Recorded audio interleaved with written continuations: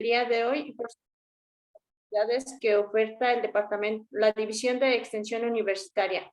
En este momento iniciamos transmisión por Facebook, así que también reciban un cordial saludo. La División de Extensión Universitaria les da la más cordial bienvenida al webinar.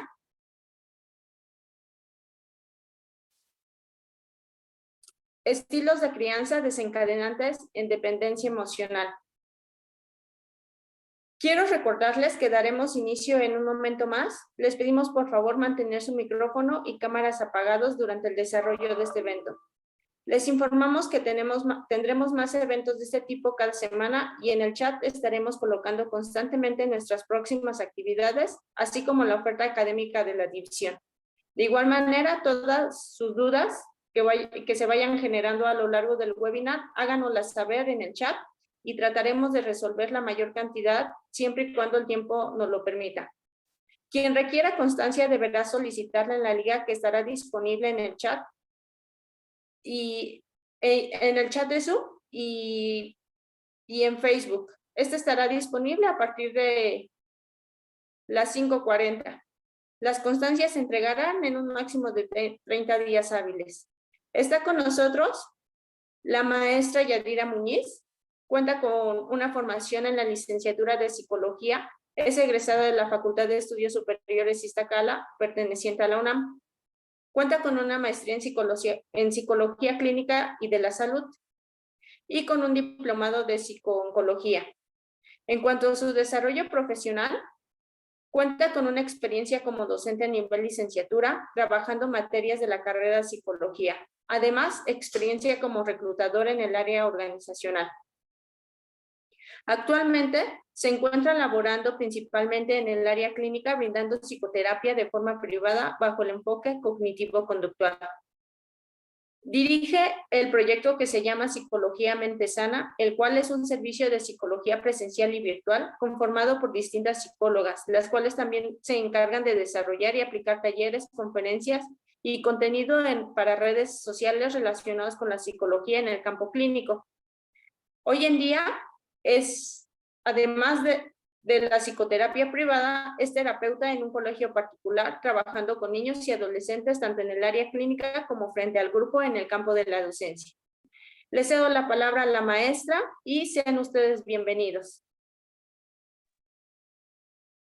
Hola, ¿qué tal? Muy buenas tardes a todos, sean bienvenidos.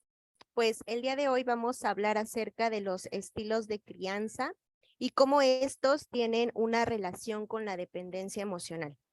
Es importante que mencione que, bueno, este trabajo principalmente lo desarrollé a partir de lo que fui observando en la consulta privada como un proyecto para lo que fue mi maestría, mi titulación de maestría. Entonces, pues, vamos a comenzar. Para entender esto de los estilos de crianza, pues me gustaría ir abriendo la conferencia mencionando un término importante que a raíz de pues bueno, podemos entender cómo y de qué manera el trastorno de personalidad dependiente pues va surgiendo, ¿vale? Y este término pues es el apego y la forma de aprendizaje en la cual lo aprendemos. Cuando hablamos de la palabra apego, significa básicamente una manera de vincularnos entre los padres, madres, hacia con los hijos. Y bueno, pues esta manera de vincularnos surge desde el momento en que el hijo es concebido. Es decir, desde que la madre se entera que está embarazada. Y bueno, pues de aquí se empiezan a desprender muchas cosas. ¿Por qué? Porque es desde que acepta o no ese embarazo. Desde ahí podemos ir marcando la forma de cómo se va a ir dando este apego. Por supuesto, puede ir cambiando conforme el pequeño va creciendo, tanto en la etapa de gestación como cuando ya nace, pero sí se inicia desde el momento en que la madre se entera de ese embarazo y por supuesto también desde el punto en que el padre también lo sabe. De esto va a depender, si la madre acepta el embarazo, pues va a requerir de ciertos cuidados, ¿no? Que a lo mejor se atienda con cierta periodicidad en el médico, que se lleven a cabo ciertos estudios de laboratorio, que lo básico, ¿no? Para mantener saludable, por así decirlo, la parte del embarazo. Por su parte, pues también el padre que tanto acepta esta noticia de que va a ser padre, si lo acepta de una manera, pues, que le produzca alegría, que le produzca satisfacción, o por el contrario, ¿no? Que a lo mejor no sea una noticia que le sea favorable y que diga, no. Desde ese momento, entonces, también podemos intentar, pues, observar las conductas que posteriormente se van a ir presentando. Es decir, qué tanto los padres empiezan a vincular con el hijo desde el embarazo. Por ejemplo, si le hablan, si le ponen música, si tal vez acarician el estómago de la mamá, entre otras cuestiones, ¿no? Desde esa parte del embarazo vamos a irnos vinculando. De hecho, hay algo que se llama estimulación temprana y de hecho se comienza desde estas etapas del embarazo.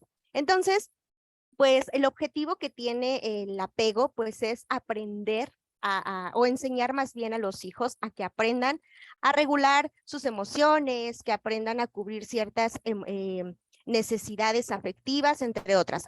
Más adelantito vamos a ver exactamente cuáles son las funciones parentales, ¿de acuerdo?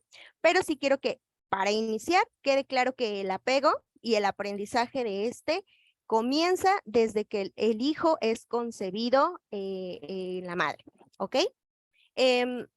Los padres tienen una función muy importante que es aprender a subsanar las necesidades básicas de ese nuevo ser que llega al mundo. Digamos que el bebé ya nació, pues la madre, el padre se empiezan a vincular ahora desde otra forma, ¿no? Ya lo vimos que en el embarazo, pues es esta parte de estimulación, pero cuando nace ya se empiezan ahora sí a presentar otro tipo de necesidades. De hecho, si hay mamás aquí en la conferencia y papás, no me dejarán mentir, a veces hasta podemos distinguir los tipos de llanto, ¿no? Los padres conocen, dependiendo de qué tanto se relacionen con los hijos, ¿verdad? Conocen los llantos que son de hambre, el llanto que es cuando tiene frío, cuando se hizo del baño, o sea, porque es la primera manera en que el bebé se va a comunicar con los padres. Entonces, dependerá la manera en que estos cubran esas necesidades, será cómo el pequeño va a ir llegando a un estado de calma. Recuerdo mucho un caso que asistí en terapia en algún momento, que me comentaba la paciente que cuando su pequeño nació, desafortunadamente desde el primer día, cuando estaba llorando, porque pues un recién nacido es su principal forma de comunicación, pues el padre no reaccionó de la mejor manera, entonces se dirigió con el bebé y le pegó, ¿no? Y casualmente, cuando ya era un adulto, tenían muy mala relación entre ellos dos. Incluso habían tenido peleas que habían llegado a los golpes. Entonces, fíjense cómo desde esos momentos ya se empezaba a notar esa forma de vincularnos con el hijo. Algo muy importante que tenemos que rescatar es que los padres tienen que proveer de este sentido de conmigo te vas a sentir seguro. Hay un estudio que ahorita les voy a mostrar en pantalla que realizaron con unos monos para demostrar cómo los padres tienen estas funciones principales para cubrir estos estados emocionales y entonces conducir al hijo hacia un estado de calma. ¿De acuerdo? Les voy a proyectar en la pantalla este video para que lo podamos observar.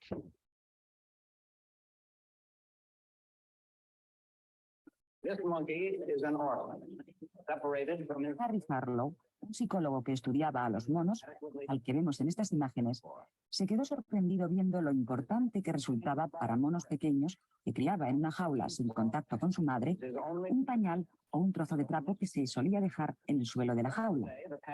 Lo que vamos a ver son unas imágenes de una película realizada en 1961 que describe las experiencias de Harlow y que tiene ya un valor histórico.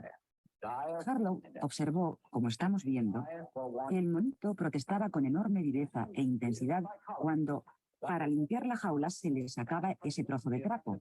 Era como si los monitos establecieran relaciones estrechas con esa tela. Well, now that's a change for the better.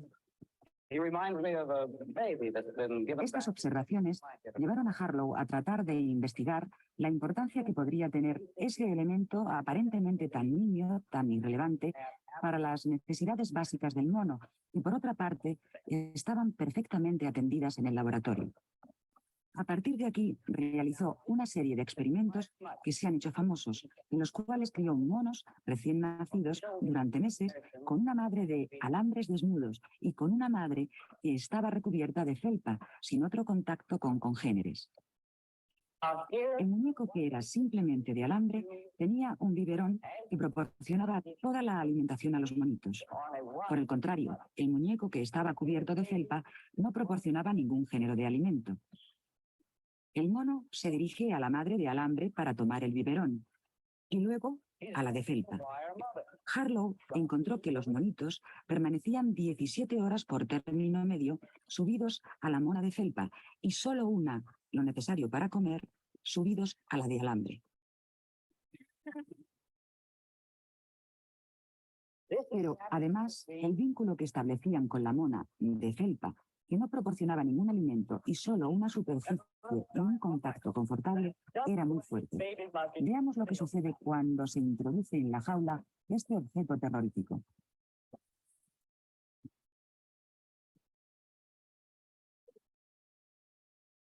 He's scared, all right. And he does El mono corre a su madre de felpa y de ella obtiene la seguridad y la protección que necesita. Es más, la mona de felpa constituye una base segura que le da confianza y le permite amenazar al intruso, como una auténtica madre. Incluso la relación se mantiene durante mucho tiempo. Este mono, ya más grande que los anteriores, aunque todavía joven, ha estado separado de su madre durante 6 meses sin verla nunca, y de esta forma tan expresiva le manifiesta su cariño al encontrarse con ella. 6 months away from her, having no way weakened the tie between this infant and his mother. Me van a permitir que les muestre todavía unas imágenes más, nuevamente de una situación de miedo. Vamos a ver a un mono que se ha criado con una madre de felpa, que corre a refugiarse en su madre cuando aparece el objeto que asusta, y uno que se ha criado sin ningún tipo de madre. Vemos el desamparo de este último, que solo puede acurrucarse en el suelo y mostrar conductas que nos recuerdan las de los niños autistas. De estas experiencias, parecía desprenderse entonces que la necesidad de contacto físico, de calor, de sentir el contacto con otra piel, era algo básico y que el amor no se establecía a través de la alimentación.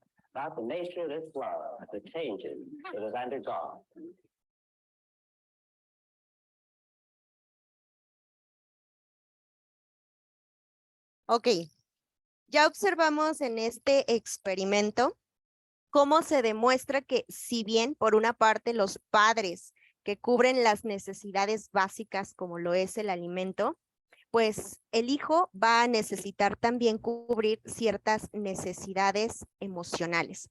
Y en este experimento, pues podemos darnos cuenta cómo funciona, ¿no? El apego al final del día, como cualquier conducta, es un aprendizaje.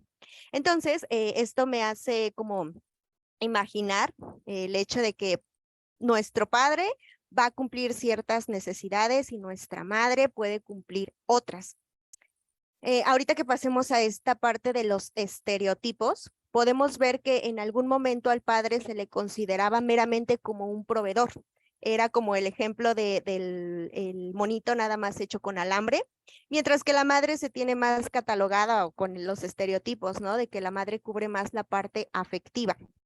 Por lo tanto, cuando tenemos un problema emocional, podemos dirigirnos más fácilmente con nuestra madre que con nuestro padre. Esto obviamente dependerá de cómo ellos pues cubran estas necesidades, ¿no?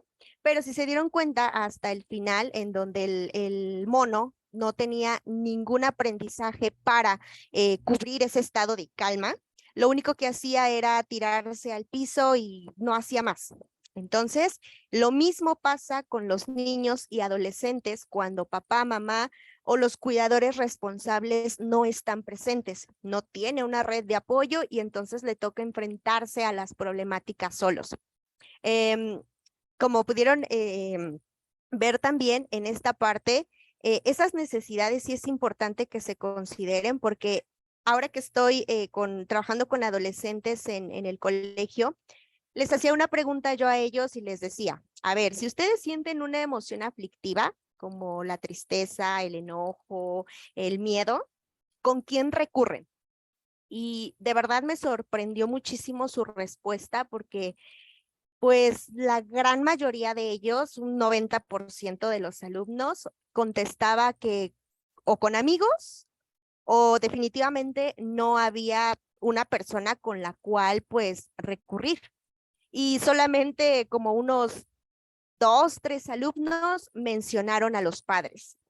Entonces eso sí es como un foco de alerta porque las funciones parentales, entonces, algo está sucediendo ahí que los adolescentes no identifican a papá, a mamá como un lugar seguro, ¿no? Una persona con la cual puedo yo recurrir y llegar a este estado de calma, que es lo que nos ayuda a proporcionar el apego.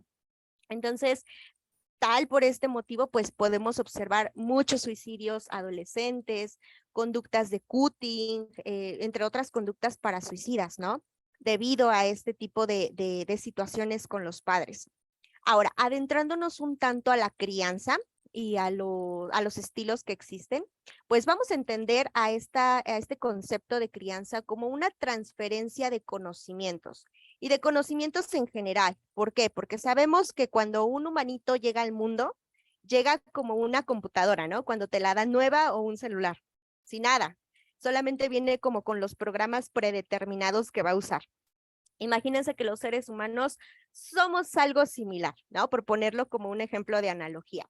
Cuando nosotros llegamos al mundo, pues no sabemos qué onda con la sociedad, no sabemos cómo relacionarnos con personas, no sabemos seguir reglas, no sabemos pues lo que nos incluye a esa sociedad. Y entonces es la familia la principal institución encargada de darnos todos esos aprendizajes, entre ellos pues también los aprendizajes de tipo psicológico, ¿de acuerdo? Y pues la finalidad que tiene la crianza pues es podernos preparar para afrontar las diferentes relaciones que vamos a tener en nuestros diversos contextos donde nos desenvolvamos y también aprender a resolver esas dificultades. Pero pues mucho va a depender de la manera, de las estrategias que los padres proporcionen para enseñarnos a hacerlo. Y bueno, pues para considerar a la crianza como una crianza respetuosa, tenemos que considerar el concepto de un vínculo seguro. Como les decía, que los padres sean constantes, atiendan estas necesidades no solamente básicas como alimento, vestido, calzado y demás, sino las necesidades emocionales, porque actualmente tanto niños como adolescentes tienen mucho descuido en la parte emocional. Y cuando ya llegamos a adultos y asistimos a terapia, ahí vamos descubriendo, ¿no? Todos esos huecos que se fueron ahí formando y porque ahora voy desencadenando ciertos trastornos, ¿no? Que es precisamente del que vamos a abordar en un momento. Entonces, pues básicamente estos cuidadores tienen que servir como un modelo, porque a partir de lo que yo aprenda de mis padres, tanto cómo ellos se vinculan conmigo y por supuesto también cómo los padres como pareja se vinculen, va a ser crucial porque va a representar ese modelo que vamos a seguir en nuestras futuras relaciones, ya sea con parejas, con amigos, en el trabajo. En todo momento estamos formando relaciones interpersonales, pero lo vamos a ver más reflejado en la parte de la pareja y en un momentito les explico por qué. Yéndonos a cuáles son esos estilos de crianza, les voy a explicar cada uno de ellos, pero voy a hacer más énfasis en 2 de ellos particularmente, porque son los que ciertos estudios han encontrado que están vinculados con este trastorno de personalidad dependiente. Tenemos en primera instancia al estilo de crianza permisivo. Y este estilo de crianza se va a distinguir de los otros porque los padres tienen demasiada dificultad para establecer reglas, para establecer límites y pues como la misma palabra los dice, permiten de todo. Si el niño se quiere despertar o dormir muy tarde, pues bueno, está permitido. Si el niño a lo mejor quiere el celular iPhone, no sé qué, pues a lo mejor el padre hace lo posible para dárselo, ¿no? Y lo que sucede aquí es que al permitir todo, el niño no se enfrenta a una emoción llamada frustración.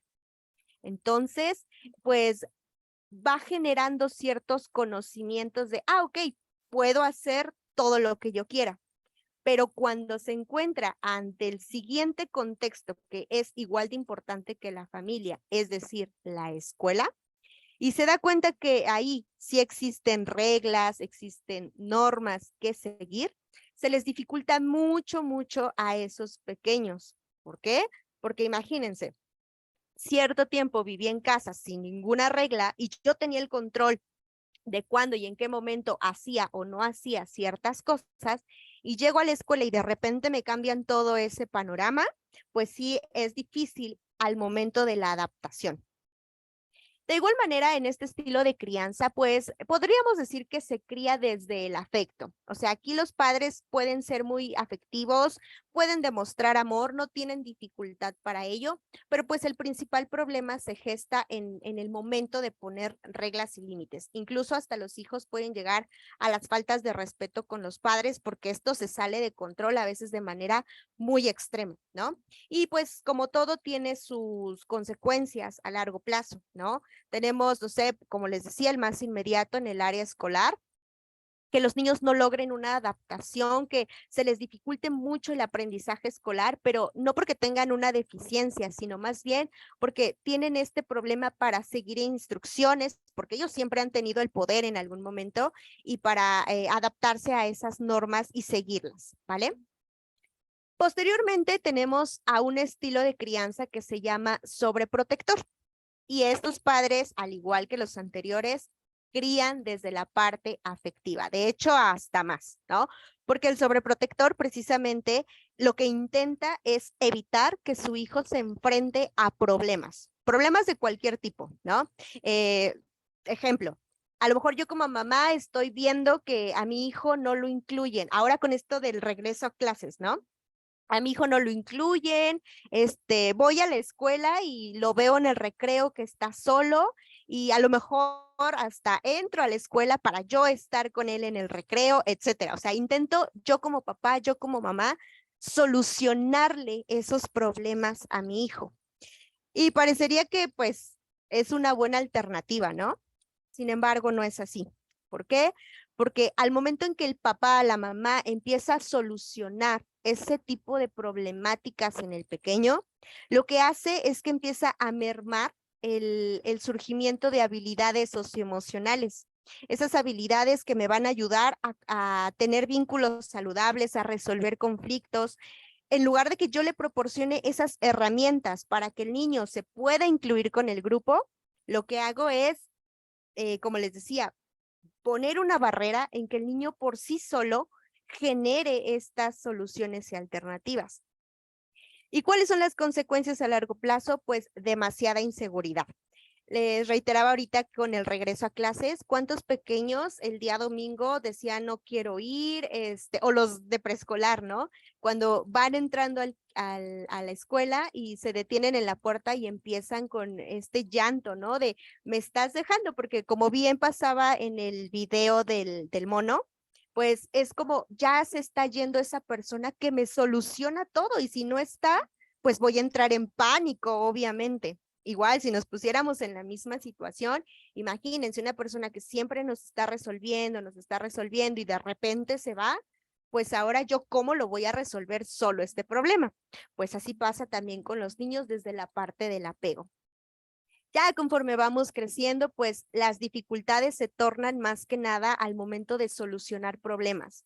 Siempre voy a buscar a alguien que me los solucione o bien puedo depositar esa responsabilidad en otra persona para evitar a toda costa yo tomar decisiones y entonces solucionar la dificultad que se me haya puesto enfrente, ¿vale?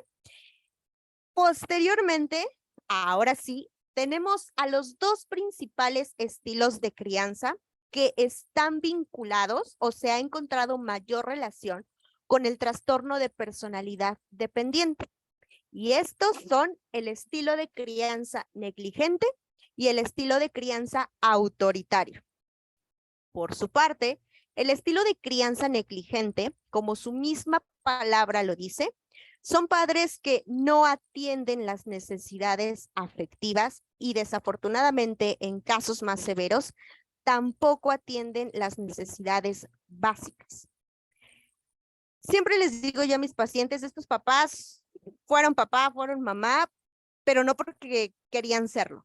O sea, a lo mejor fue un embarazo no deseado, un embarazo no planificado, a lo mejor alguno de los dos sí quería, pero el otro no. O sea, hay por ahí algunas situaciones de yo no quería ser papá, yo no quería ser mamá. Y mucho de este estilo de crianza viene también cuando los padres, los progenitores, dan la responsabilidad a otro cuidador o cuidadores. A lo mejor a la abuelita, a la tía, incluso hasta los vecinos, ¿no? Porque ellos no se quieren ocupar de este papel, de este rol que ahora ya tienen como padre y como madre. Hablando a lo mejor de que algunos sí atienden las necesidades básicas, pero las afectivas quedan totalmente descubiertas. Ahorita recuerdo un caso de una paciente que con un estilo de crianza así, ella me decía, yo cuando estaba pequeña tenía como alrededor de 6 años, 6, 7 años, yo me caí de un techo de láminas y me clavé una varilla en la pierna. Y lo que hicieron, en este caso su papá, fue de, ay, solo vamos a limpiar la herida y ya. Y fue lo único que hicieron, o sea, simplemente le limpiaron la herida a la pequeña y ojo, se había enterrado una varilla en la pierna, o sea, estamos hablando de que posiblemente algo podía haber estado dañado internamente, de que quizá podría haber contraído algún tipo de infección. Sin embargo, no se atendió esa necesidad de salud en ese momento. Veo, por ejemplo, también de repente dentistas que se quejan mucho, ¿no? De esta parte, es que llegan los niños y llegan de 5 años con unos problemas de caries súper fatales. Entonces hablamos que ahí también hay otro tipo de negligencia. Y a nosotros como psicólogos, pues nos llega la parte de negligencias emocionales, ¿no? De cuando a los niños en cuestión de emociones ni siquiera se les pregunta, oye, ¿cómo estás? ¿Cómo te sientes? ¿Cómo te fue en tu primer día de clase? O sea, simplemente no hay un interés por la parte afectiva tampoco. Y así pueden haber diversas áreas descuidadas de los padres hacia con los hijos, aun cuando se tiene ahí la necesidad ya enfrente, no la atienden. Ahorita con esto del regreso a clases, empiezan a surgir los problemas, ¿no? Las profesoras empezamos ahí como a ver los comportamientos disruptivos y se le notifica a la madre, ¿no? O al padre, a quien vaya por ellos, porque ahí también es otra cuestión, ¿no?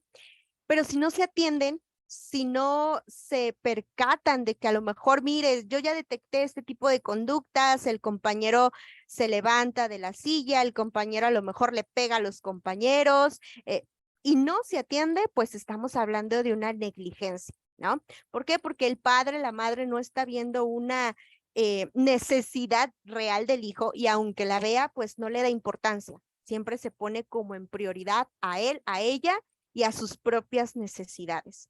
Entonces, pues podemos ver que el niño queda en un pleno abandono. Y entonces, conforme va creciendo, pues empieza a encontrar esos otros lugares seguros.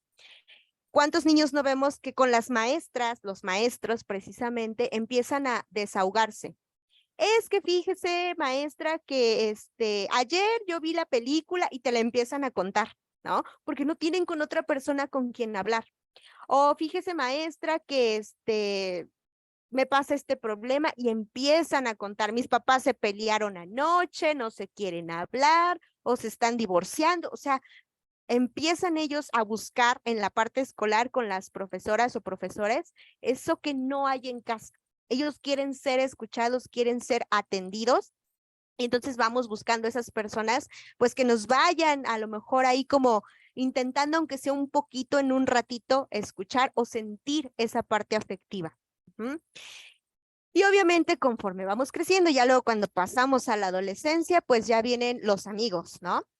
Y pues empezamos a identificarnos porque en esta etapa precisamente de la adolescencia es cuando se desarrolla identidad.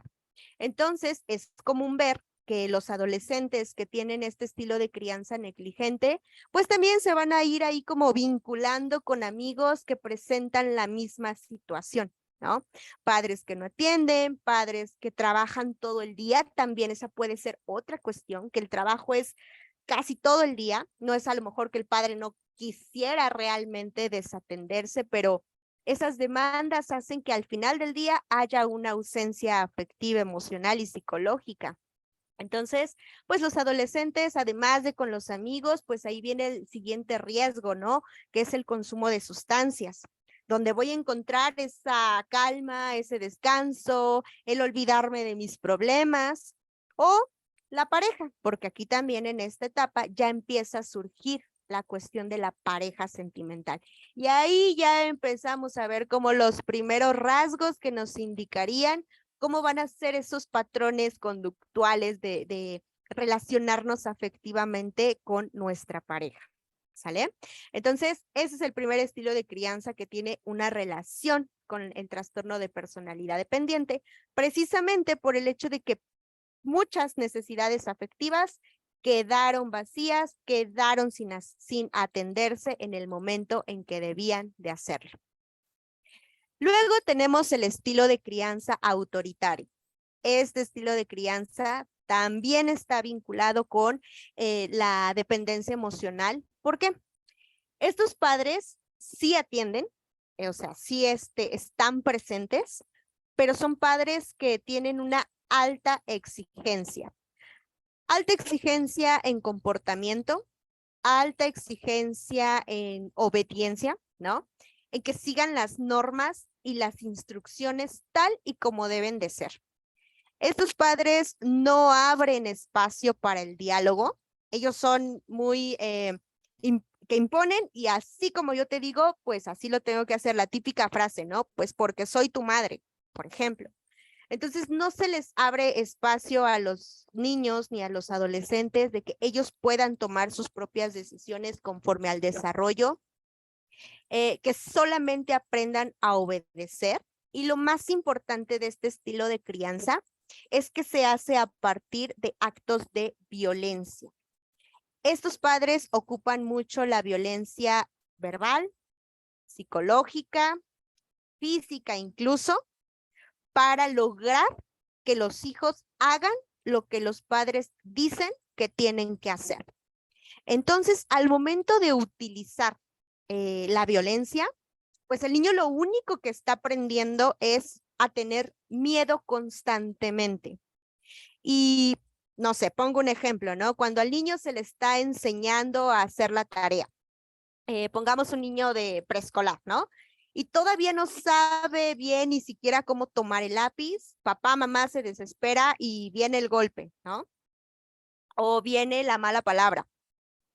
Yo creo que este es un estilo de crianza de los más frecuentes que llega a terapia y es increíble ver el número de casos de este tipo de situaciones y de verdad que a veces algunos son castigos muy extremistas que toca oír a nosotros como psicólogos en la parte clínica.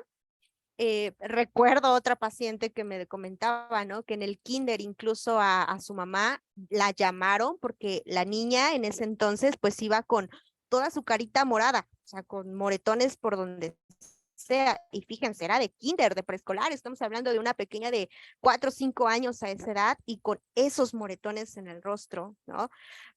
Decimos, híjole, actualmente la chica pues asiste a terapia por situaciones de depresión. Y por supuesto, de dependencia emocional. Entonces, ahí nos podemos dar cuenta cómo a partir de ese nivel de agresividad, el niño pues va a ir aprendiendo, como les mencionaba, a tener miedo. Y ya cuando se llega a la adolescencia, pasa de dos. Como el papá es muy autoritario y básicamente hay muchas obligaciones y permisos son muy pocos o incluso con algunos ni siquiera hay permisos de salidas o de tener amigos o o no sé, ¿no? Esas necesidades que van presentando los adolescentes, pues hay de dos. O que el adolescente se vuelva sumiso y siga como en el periodo de infancia obedeciendo y obedeciendo y obedeciendo, o bien se comiencen a presentar actitudes que nosotros catalogamos como rebeldía, que ya se fue de pinta de la escuela o que ya está consumiendo sustancias o que ya a lo mejor presenta otro tipo de problemas más severos como unirse a grupos delictivos, etcétera. O sea, esas son consecuencias que nos puede traer el ser papás, mamás autoritarias. Ajá. Esas conductas, a veces incluso los padres en algún momento hasta pueden llegar a perder ese poder autoritario porque los hijos han guardado tanta violencia que llega un momento en que ellos mismos explotan y lo sacan con los papás o bien lo sacan en la escuela. Lo sacan en sus otros contextos en los que se desenvuelven, se vuelven también pues agresivos y violentos. ¿Por qué? Porque todo el tiempo he sido tratado así. O yo tomo el control y también a ti, compañerito, compañerita, te voy a tratar de la misma forma. O hay de otra, que permita que otras personas en otros contextos me comiencen a violentar. Y aquí es cuando empiezan a surgir otros problemas sociales como el bullying o ciberbullying, ¿no? Ahí podemos ver mucho a estos pequeños, los que son las víctimas o los victimarios también. Provienen de este tipo de crianza. Entonces, pues al igual que el negligente, los padres no atienden las necesidades afectivas. Es más, ellos castigan las emociones. Mientras que los otros ni les hacen caso, los autoritarios castigan las emociones, ya sea con palabras hirientes, ¿no? De no te deberías de sentir así, o no es para tanto, o simplemente vete a tu cuarto, ¿no? Los adolescentes aquí en la escuela me decía una compañerita, a mí mis papás me dicen, te voy a dar razones para que de verdad llores. Claro, papás autoritarios que no llegan a comprender la función de estas emociones y muchas veces porque también vienen de familias igual, ¿no? Incluso hasta más severos todavía y es como una cadenita que va brincando de generación en generación porque es lo que hemos aprendido, ha sido nuestro modelo de aprendizaje y es lo que replicamos. O sea, el cerebro ya tiene ahí almacenada esa forma de enfrentar esos problemas con los hijos y simplemente lo replico. A lo mejor sí le bajo de intensidad algunas cosas, pero otras surgen nuevas y otras simplemente las tiendo a repetir. Entonces, pues estos dos tipos de estilos de crianza son los principalmente relacionados con el trastorno de personalidad dependiente. A donde quisiéramos llegar, ¿no? Y que afortunadamente pues se manda información ya por diversos medios de las redes sociales, la televisión, en fin, es esto de la crianza respetuosa, de, hey, papá, mamá, o sea, las emociones también se atienden, las emociones se deben de validar, obviamente poniendo límites, obviamente estableciendo una autoridad, pero por autoridad no me refiero a agresividad. Eso sí es muy diferente entre un concepto y otro. Una figura de autoridad es esa persona que te va a guiar porque se supone tiene más experiencia que tú. Eso es una figura de autoridad, pero a veces cuando nos dicen autoridad nos imaginamos como una persona violenta, ¿no? Una persona que impone, pero no necesariamente es así. Ahora, pues dependiendo de estos estilos de crianza, va a ser la forma y la manera en la cual van a cubrir los padres las funciones que tienen en la crianza de los hijos. Y son tres principales. Uno de ellos es la función de protección, es decir, velar por el buen desarrollo, tanto físico, mental, psicológico, en todos los sentidos, ¿no? Tenemos la función afectiva, es decir, que eso que nos va a proporcionar que el niño se logre adaptar a otros contextos, como les decía, la escuela, con los amigos, a lo mejor en una actividad recreativa, etcétera. Nos van a ir indicando qué conductas están bien, qué conductas están mal, pero mucho va a depender de cómo se haga esto. Y esto es con los estilos de crianza que vimos anteriormente. Y la última función, pero no menos importante, es la función educativa. la cual va a implicar la toma de decisiones que nos van a garantizar que el niño tenga un desarrollo eficaz en la parte educativa. Ahora, yéndonos a esto de los roles entre papá y mamá. Bueno, pues esto lo vamos a tocar mucho más con la parte de estereotipos, ¿no? Porque tanto papá como mamá pueden representar ese lugar seguro, solamente que pues a la mamá, al menos en México, hasta tenemos un día, ¿no? Específico para festejar a la mamá, mientras que para el papá no hay una fecha en particular, ¿no? Y hay muchos padres que pues desaparecen y ya no están, ¿no? Simplemente también por eso, pues se toman estos estereotipos, que la mamá siempre es la que está ahí presente, la que quiere, la que es más sensible, si ustedes lo quieren ver, ¿no? El vínculo de la mamá es muy importante para desarrollar la parte de autoestima, de cómo yo le hablo a mi hijo de él. Y ojo, también no es de que se engrandezca al niño y se le diga que todo el tiempo es perfecto, ¿no? Porque acuérdense que en esto de las funciones también existe la parte de corregir, de guiar y de identificarle al niño que también tiene áreas de oportunidad, pero que las puede ir corrigiendo de alguna forma, ¿no? Entonces ahí de cómo yo le hable a mi hijo va a ser la autoestima que va a desarrollar esa valoración de sí mismo. Si a mí mi mamá siempre me dice que estoy muy gorda o que, no sé, estoy muy tonta, pues desde ahí se va gestando la parte de la autoestima y valoración, el concepto que yo voy guardando de mí como persona. A veces yo les hago ciertas preguntas a mis pacientes en ejercicios que les llego a mencionar y ahí como que hay un punto de quiebre, ¿no? Cuando les preguntas, ¿qué piensas de ti mismo?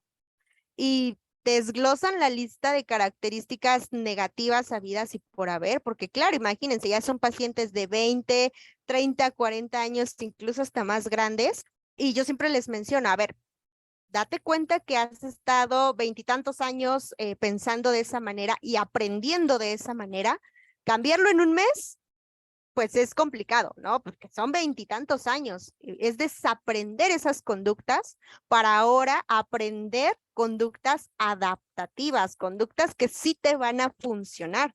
Entonces, pues ahí también tenemos que desarrollar la parte de seguridad y confianza, porque estos estilos de crianza, tanto el negligente como el autoritario, pues no lo desarrollan. Todo lo contrario, perjudican mucho este tipo de conceptos en el desarrollo de los niños. Y pues bueno, pues la mamá también es la encargada de brindar este afecto, el deseo de compartir, la tolerancia y por supuesto también esa capacidad de demostrarnos amor. Ahora, yéndonos al padre, pues también aquí tenemos varios estereotipos con los padres. Desde la parte de a los hombres, cómo se les cataloga, ¿no? Que a los hombres se les castiga mucho por demostrar emociones como el afecto entre ellos mismos, así como también demostrar emociones como la tristeza, ¿no? Entonces, siempre al papá se le ha visto como una figura de autoridad, pero una figura de autoridad violenta, ¿no? Una figura que a lo mejor no está tan presente y solamente sirve como proveedor. ¿A cuántos de nosotros no nos tocó que mamá era la que nos llevaba a la escuela, mamá era la que nos preparaba el desayuno, mamá era la que iba a lo mejor a las quejas de la escuela, mamá era la que nos llevaba a las actividades recreativas y papá pues siempre estaba trabajando, ¿no? Papá siempre se encontraba en el trabajo y pues llegaba ya hasta la noche, pero no preguntaba tampoco papá cómo estábamos, ¿no? O sea, siempre al papá, por ser hombre, se le ha dificultado mucho esta parte emocional con los hijos. Digo, no a todos, estoy hablando meramente de la norma, de lo más común que hay, ¿no? Porque obviamente sí va a haber papás que son afectivos, sí va a haber papás que están presentes, sí va a haber papás que estuvieron durante la crianza, tanto en infancia y adolescencia, por supuesto que los va a haber, pero hablando de la mayoría de casos, pues los papás siempre fueron considerados más como un proveedor, más que como un refugio seguro, ¿no? Pero pues actualmente con esto de la crianza segura, se busca que el papá pueda aprender a irse vinculando afectivamente con los hijos, trabajando esta parte emocional para crear en ellos autonomía e independencia, nos ayude con su desarrollo cognitivo, a crear niños asertivos que logren tener vínculos saludables con las otras personas con las que se desenvuelven, nos ayuden a crear también una inteligencia emocional en los pequeños y por supuesto también nos ayuden a promover esta capacidad de explorar y asumir retos para obviamente contribuir con su desarrollo psicológico saludable y su bienestar, por supuesto. Ahora bien, yéndonos a la dependencia emocional. Este es un trastorno que actualmente está en el DSM-5, el diagnóstico y estadístico manual de trastornos mentales. La dependencia emocional se va a distinguir por una pérdida o ausencia que nos desencadenan emociones de tristeza y también que nos generan un sentimiento de vacío y un fuerte apego inseguro hacia cierta persona, actividad u objeto. En este caso vamos a hablar de la dependencia hacia la pareja afectiva. Cuando nosotros ya llegamos a determinada etapa del desarrollo, pues nos podemos ir dando cuenta de esas conductas que nos dan ciertas alarmas, empiezan a prender ciertos foquitos rojos donde tenemos que poner atención.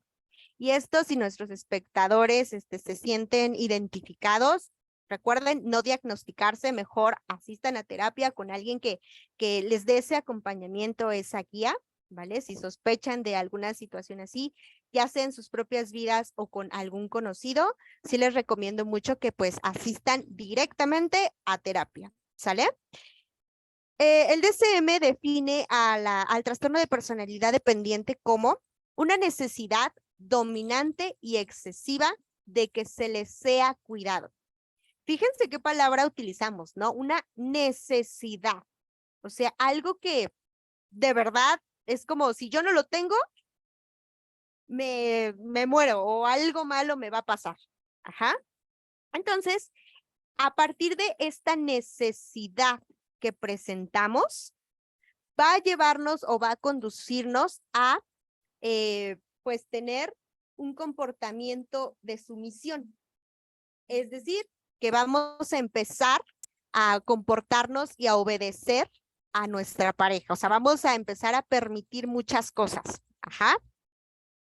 Es por eso que cuando vemos situaciones de dependencia y decimos, ay, pero ¿cómo es posible que sigues con esa pareja si ya te hizo tanto daño, si ya te engañó, si ya te pegó, si, o sea, ya te trató súper mal, o sea, ya muchas conductas violentas y sigues ahí con él o con ella? Pues sí, pero es que yo siempre les explico esto a mis pacientes. La dependencia emocional funciona casi como una adicción. ¿Por qué? Porque cuando estamos con la pareja, con ese ser amado, lo que pasa en nuestro cerebro es que empieza a segregar esa dopamina, ¿no? Esas hormonas que nos causan felicidad y placer. Entonces, es el mismo efecto que causan las sustancias adictivas como el alcohol, el tabaco, la marihuana, entre otras tantas. Pasa lo mismo. Es como un momento de, ok, me estás dando algo bueno, estás conmigo y esto es suficiente, sabiendo que a lo mejor sí, si yo consumo el tabaco constantemente, pues me va a desencadenar una enfermedad como el cáncer, ¿no? Y está consciente esa persona que su pareja le hace daño, por supuesto que lo sabe, pero al mismo tiempo que le hace daño, pues también le hace un bien, aparentemente. Entonces, es como un ciclo que se vuelve muy difícil de romper y por eso, pues la pareja dura ahí años, incluso en algunas relaciones, y no es hasta que, como dirían coloquialmente, se toca fondo, pues se logran separar. Pero a veces ese tocar fondo es llegar a que uno de los dos fallezca, ¿no? Por eso vemos que las situaciones de feminicidios, porque pasa esto, y si se dan cuenta, muchas veces son las parejas sentimentales, porque la violencia comienza de esa forma. Ahorita más adelante que veamos el violentómetro, nos vamos a adentrar en cómo se va iniciando este tipo de violencia. Cuando hablamos de los síntomas, pues el DSM nos marca estos de aquí. Por ejemplo, A la persona que padece este trastorno le va a costar muchísimo trabajo tomar decisiones cotidianas. Entonces, pues siempre va a requerir de esa persona para que él o ella las tome por él o le diga qué es lo que debería hacer, ¿no? Y en dado caso no se ocupa esta persona de tomar esas decisiones por sí solo. ¿Ja? Obviamente va a desarrollar una necesidad de los demás para asumir ciertas responsabilidades. Va a tener una dificultad al momento de expresar desacuerdos. ¿Por qué? Porque va a tener un miedo a que pierda el apoyo de esa persona o a que pierda su aprobación. Es por eso que cuando estamos en una relación de dependencia, pasa como un efecto plastilina, ¿no? Que nos vamos moldeando conforme a mi pareja, lo que necesita. A lo mejor si mi pareja me dice, no me gusta que vayas al gimnasio, pues entonces dejo de ir al gimnasio. Si mi pareja me dice, es que no me gusta que hables con esas amigas, pues entonces les dejo de hablar a esas amigas. ¿Ja? Entonces, a partir de lo que mi pareja va queriendo de mí, yo voy obedeciendo. Porque es lo que he aprendido, con tal de que esa persona no me deje, con tal de que esa persona me siga brindando su aprobación, voy asumiendo y acatando las casi reglas que él o ella me vaya estableciendo. Obviamente también una persona con dependencia emocional, al tener una autoestima baja, pues va a tener complicaciones para iniciar proyectos o para cumplir objetivos en general, objetivos académicos, laborales, personales. Objetivos son objetivos, ¿no? Entonces, su autoestima empieza a decaer, y algo que sí suele suceder en esto de la dependencia es que comenzamos a idealizar, o sea, a nuestra pareja o la vemos como lo más espectacular del mundo, o sea, lo vemos más allá. Por eso se llama la palabra idealizar, porque lo llevamos a un plano fuera de la realidad. Empezamos a proyectar nuestras inseguridades, nuestras carencias en esa persona. Si tal vez yo no me considero una persona tan atractiva, pero mi pareja sí, empiezo a idealizar. Por ejemplo, es que cómo es posible que él me hizo caso si yo no soy atractiva y él, todos lo siguen y quieren andar con él, ¿no? Entonces, esta misma idea que yo cargo de mí, de mi persona o de mis habilidades, mis aptitudes, siempre las veo por debajo de lo que es mi pareja. Siempre empiezo a engrandecer algo. Y podemos engrandecer muchas cosas, ¿no? Desde la parte física, la parte económica, la trayectoria, perdón, laboral. O sea, lo que idealizamos en nuestra pareja es porque algo no estamos viendo de nosotros mismos, o sea, una carencia en la parte de autoestima. Y como lo veíamos hace un momento en esto de los estilos de crianza, pues tanto el negligente como el autoritario es lo que les hace falta desarrollar en los hijos, ¿no? Su autoestima, porque uno ni lo atiende y el otro siempre se la pasa castigándolo. Entonces, ahí empiezan a surgir esos problemas que en etapas posteriores, pues nos vamos dando cuenta de ello por este tipo de patrones de conducta. Otro síntoma es que va demasiado lejos para obtener la aceptación y apoyo de los demás. Es decir, que incluso puede aceptar cosas que le desagradan. Recuerdo el caso de otra paciente que cuando tocó fondo fue porque su pareja pues iba a abusar sexualmente prácticamente de ella junto con los amigos. Ella pudo escapar, pero antes de que escapara, esta persona la agredió con un machete en su pierna. Entonces, como que eso fue lo que la hizo despertar y salir de esa relación. Pero antes vinieron años de abuso emocional, físico, psicológico, y solo hasta ese momento fue como lo que dijo, ya, esto es lo último que voy a tolerar y me voy de aquí. Pero otras personas no corren con la misma suerte, ¿no? Es como les digo, con las adicciones. ¿Cuántas personas no vemos que pierden la vida debido a estas adicciones? Y la parte de tener una adicción hacia una persona, pues nos damos cuenta que desafortunadamente también ocasionan este tipo de consecuencias. Otra situación es que se siente incómodo o indefenso cuando está solo. Es decir, la personita con dependencia emocional va a experimentar un gran miedo a la soledad. O sea, no le gusta para nada estar solo. Es por eso que cuando dejamos a una pareja, inmediatamente entramos a una siguiente relación. ¿Por qué? Porque no quiero estar solo. O sea, quiero que mi pareja esté ahí, aunque me trate mal, no importa, me está dando a su misma vez algo bueno. Por lo menos la compañía está ahí. Por lo menos, pues el mensaje, por lo menos puedo decir que tengo una pareja. ¿Ah? Entonces, como esta personita tiene miedo a la soledad y a cuidarse a sí mismo, pues siempre intenta o se cree la parte de necesito a alguien para poderlo lograr. Y cuando termina una relación estrecha, busca con urgencia lo que les mencionaba de otra persona que me llene, ¿no?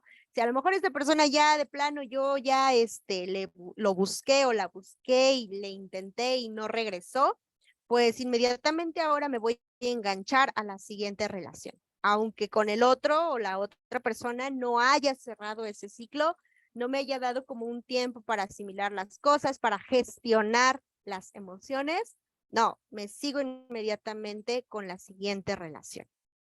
Con tal de que me cuiden, aparentemente, ¿verdad? Y me apoyen.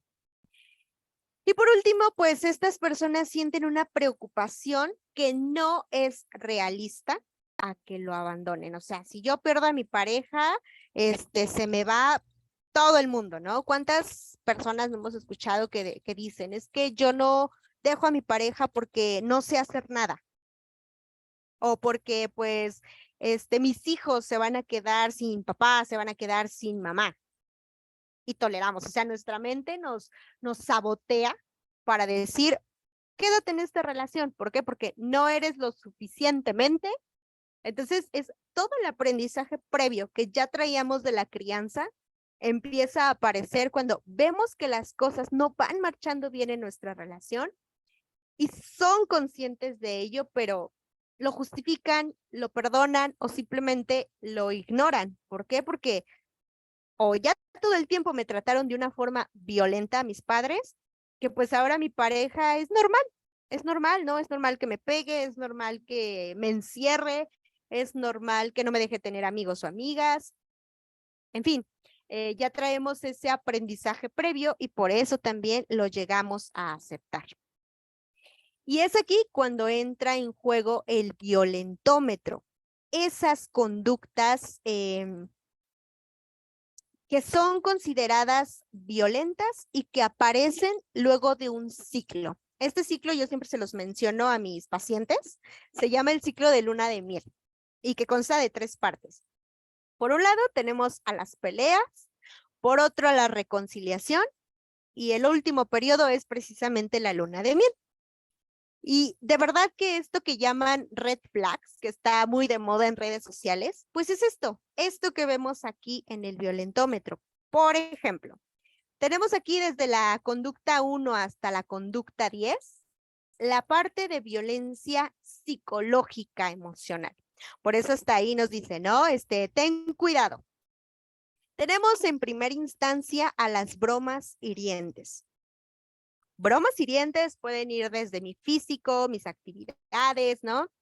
A lo mejor si yo sé que mi pareja no tiene trabajo, por ejemplo, ¿no? No trabaja porque, pues, por alguna razón no lo hace y yo sí lo hago.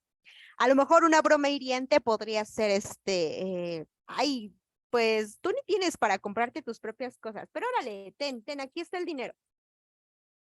De repente ese comentario, pues es violenta, ¿no? Es violentarte, es sacar un comentario a partir de una característica tuya que nos causa ese problema emocional. De ahí empezamos a ir avanzando hacia los chantajes. A veces pueden ser chantajes como muy evidentes, chantajes que podemos ir ahí como identificando, pero como todo lo empezamos a justificar, lo empezamos a perdonar y pues como ya estamos acostumbrados a ello, simplemente no lo vemos. Luego vienen lo que son las mentiras y los engaños. Para partir de ahí a lo que es la ley del hielo, cuando nuestra pareja nos deja de hablar, nos castiga prácticamente con olvidarse, ¿no? De nosotros, no nos habla, no nos contesta los mensajes, desaparece unos días y ya después pues está por acá de vuelta con nosotros, ¿no? Eso también, pues es violencia. Y dicen, ay, no, es que ya todo es violencia. No, es que va escalando y la violencia es así, va de menos a más.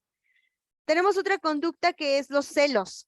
Esta conducta también como se tiene romantizada, ¿no? Si no te cela, no te ama.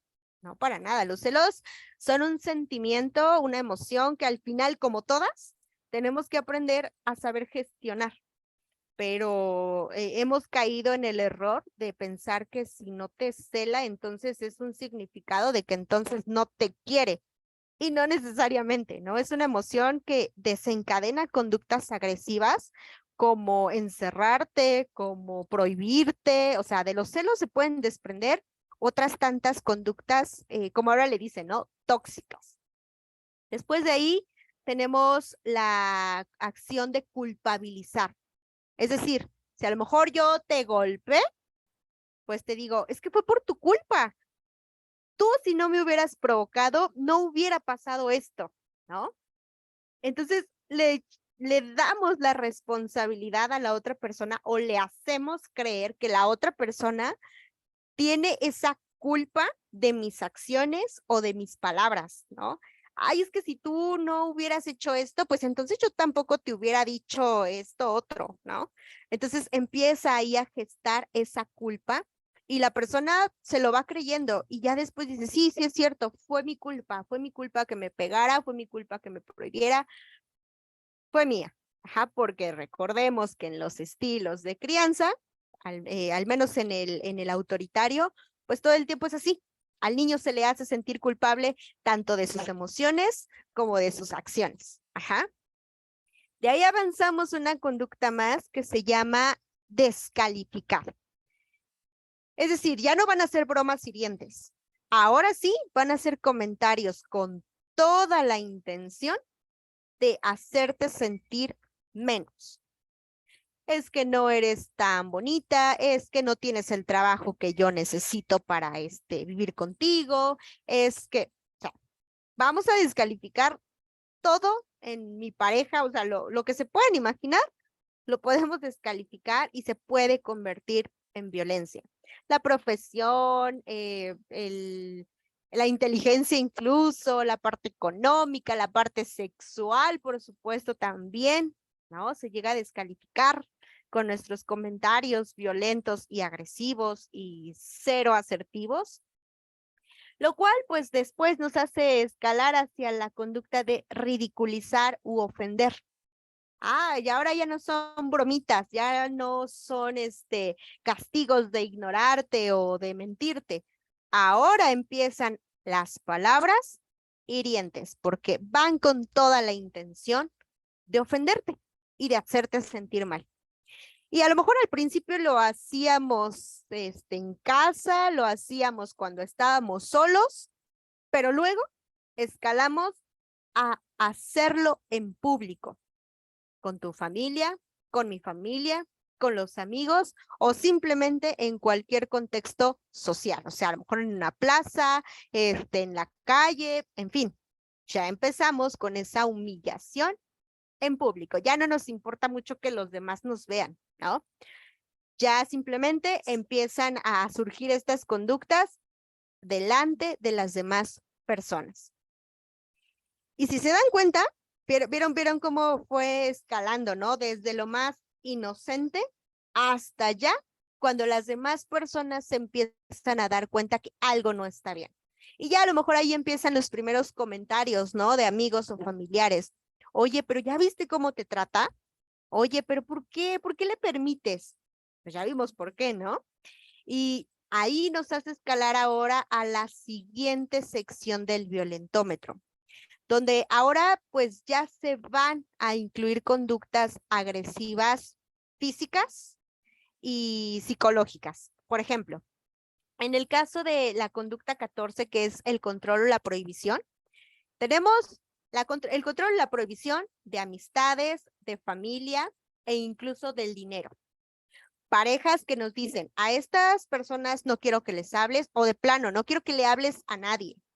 No quiero que vayas con tu familia, porque esa es una característica de la dependencia. Nuestra pareja agresiva, pues nos va a ir alejando poco a poco de todas o las pocas redes de apoyo que tengamos.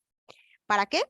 Pues para que pensemos que necesitamos cada vez más de esa persona. Irreal. ¿Por qué? Porque desaparecen nuestros amigos, desaparece nuestra familia y eso entonces es convencer a tu cerebro de que sí es cierto, ¿verdad? Estamos solos, solamente lo tengo a él o solamente la tengo a ella. No hay nadie más, no hay nadie más. Entonces, a partir de que nos vemos solos, cada vez más solos en cuestión social, pues de alguna forma vamos necesitando más de nuestra pareja. ¿Ja? Cuando controlamos la parte económica de nuestra pareja, a lo mejor mi pareja trabaja, pero aunque trabaje, yo le quito todo su dinero o decido cómo debería de gastarlo. O a lo mejor yo soy la única que trabaja en mi relación de pareja y entonces a partir de ello puedo manipular al otro para conseguir lo que quiero. Ah, pues si no haces esto, entonces no te voy a dar dinero para la despensa o ni pienses que te voy a dar para que te compres ropa nueva y empieza así, ¿no? La parte de manipulación en la cuestión económica.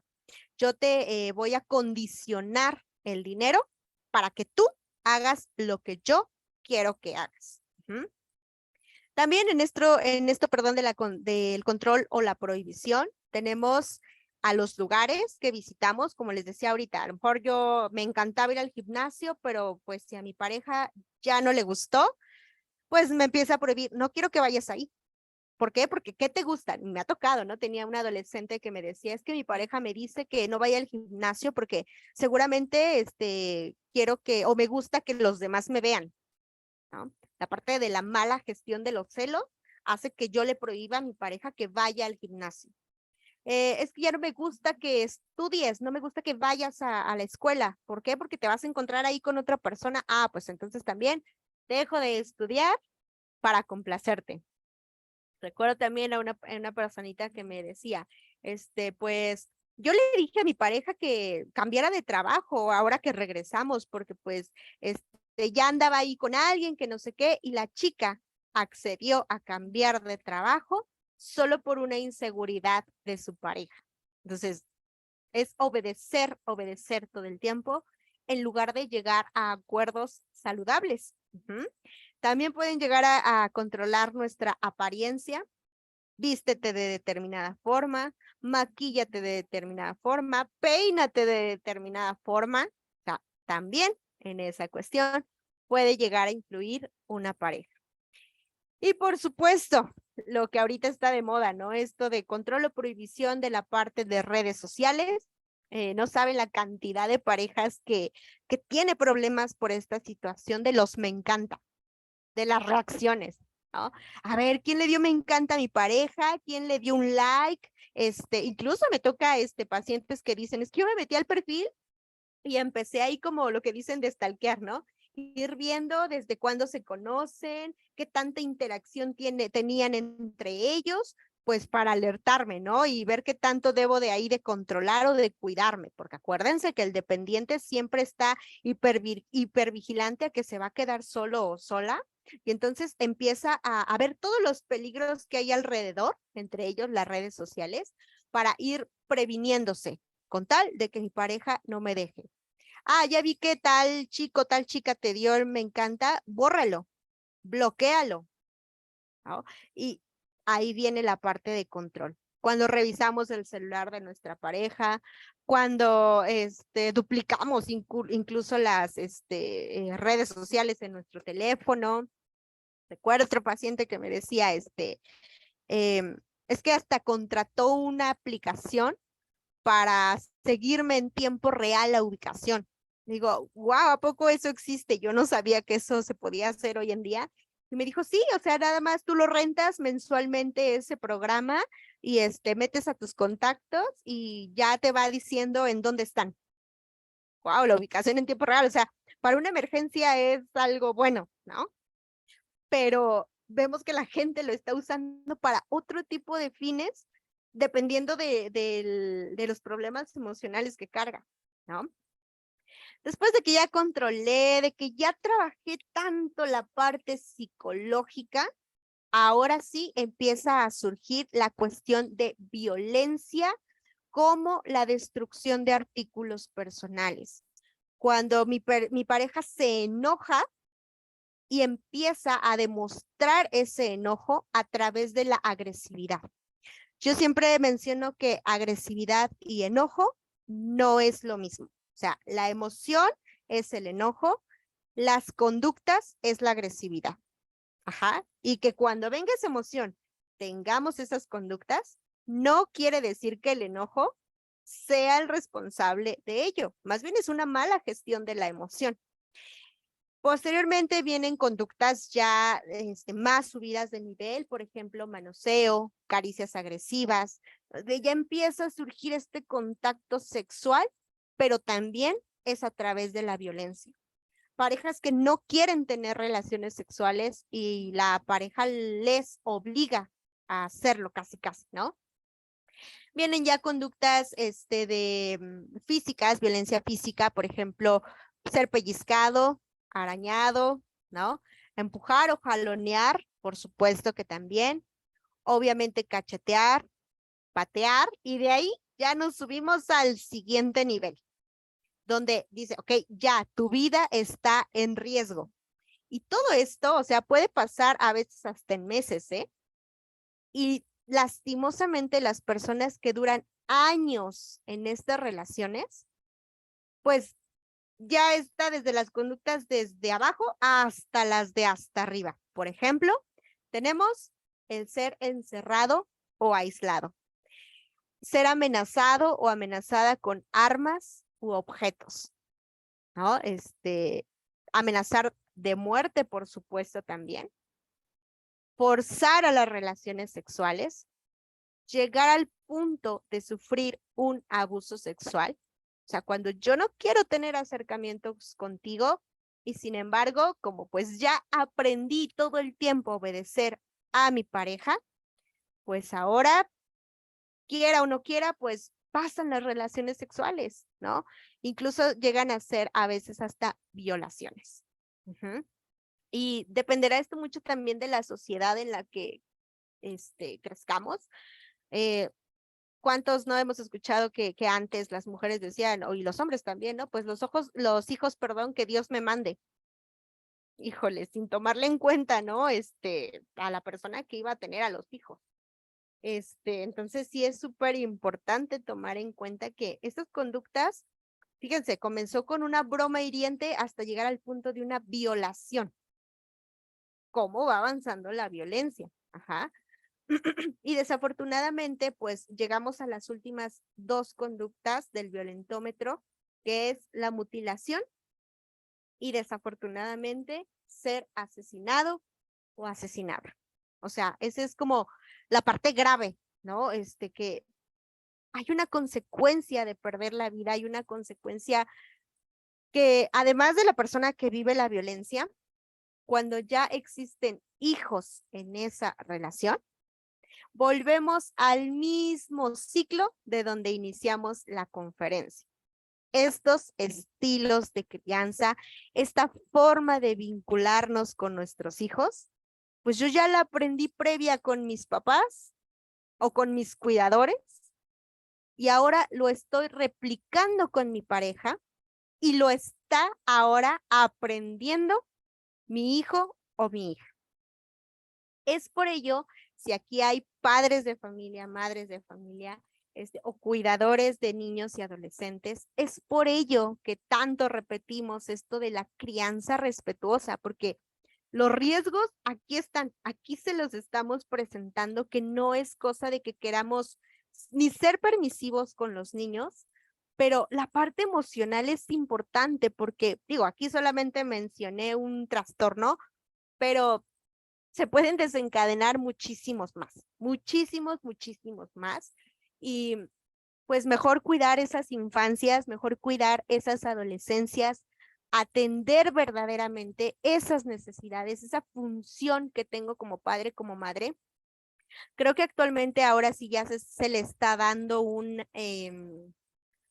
importancia a la decisión de tener hijos, ¿no? De hecho, las generaciones de ahora dicen, no, yo no quiero tener hijos o solamente quiero tener uno. Antes no.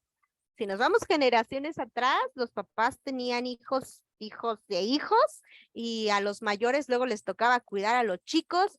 Y pues imagínense, o sea, ya nos dimos cuenta que los padres y madres tienen ciertas funciones que los hermanos por su etapa del desarrollo obviamente no las van a cumplir. Si yo pongo un adolescente de 14, 15 años a cuidar a un niño de 6, pues los dos tienen necesidades afectivas. ¿Cómo el de 15 va a cubrir las del hermanito de 6 años? ¿No? Pero es información que muchas veces los padres, madres y las personas en general podemos llegar a desconocer. Podemos llegar a desconocer qué tanto trascienden nuestras pautas de crianza, qué tantos peligros estamos expuestos desde el momento en que tomamos la decisión de tener un hijo sin tener la capacidad emocional para hacerlo, ¿no? Entonces, pues yo les invito a toda nuestra audiencia a que tome conciencia de ello, a que pues si este tema fue de su interés, lo comparta con esa persona con quien ustedes creen que debería de escuchar esta conversación, de que asista a terapia, ¿no? Afortunadamente también ya se está normalizando cada vez más el ir al psicólogo. Aunque de repente sí me toca escuchar a personitas que dicen, es que yo no había venido porque mi mamá, mi papá, o X persona me decía como que, pues, ¿para qué les vas a ir a contar tus problemas a personas que ni conoces? Es que no solamente es ir a platicar con el psicólogo, ¿no? Pues para ir a platicar con mi amigo, con mi pareja, con el vecino, si ustedes quieren. El psicólogo brinda herramientas y te va guiando y te va explicando, ok, por eso me comporto así, porque aprendí esto. Ok, y por eso ahora estoy repitiendo este patrón. O sea, te va guiando con esas herramientas y estrategias también para hacerle frente al problema, para aprender nuevas conductas funcionales, aprender a cuidar de ti mismo, aprender a establecer límites y un sinfín de cosas que se trabajan en terapia.